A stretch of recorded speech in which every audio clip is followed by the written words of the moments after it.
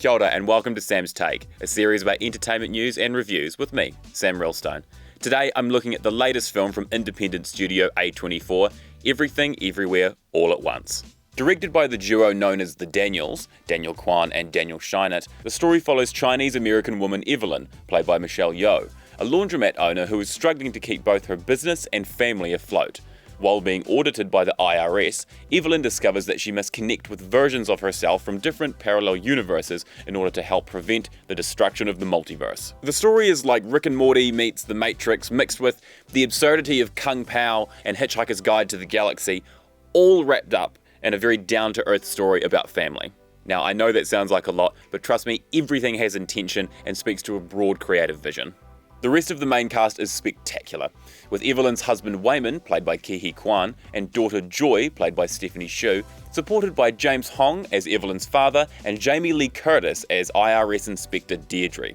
Everyone has so much quirk and personality, the entire cast is clearly just having a blast. Hsu as Joy plays the dual role of daughter and multiversal overlord, effortlessly switching her performing cadence between the two. Her and Yeoh share a lot of rich scenes together as Evelyn and Joy attempt to connect with each other despite the generational and ideological gap. Huy Quan shines in his first role in 20 years as Waymond. Many will know him as Short Round from Indiana Jones and the Temple of Doom. He is the absolute emotional core of this film, delivering some of the most heartfelt and heartbreaking scenes, whilst also switching to some of the most epic fight sequences. The fight choreography by Tim Yulich and Andy Lee is reminiscent of Jackie Chan films, notably Rush Hour, where anything and everything is used as a weapon for offense and defense. As for the character of Evelyn, full disclosure, as a person she kinda sucks. But that's the point.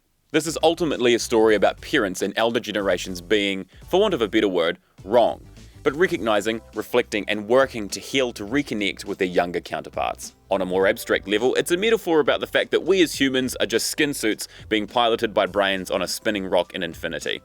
That nothing matters. Now, of course, there is nuance to that statement, and you can live within whatever circle of circumstance you wish. And on the contrary to that, the film offers another message through the character of Waymond, that even though nothing matters or makes sense, being kind, choosing to be positive and strategically optimistic, finding joy in seemingly insignificant things, that's what makes life worth living. Be present, there is always something to love. Of course, that's not always easy and everyone has stuff going on, but it pays to keep in the back of your mind. At least, that's what I took from it. The other takeaway is the importance of telling stories about all cultures. This is a film with an entirely Asian main cast telling a story about Asian experiences, multiverse jumping aside.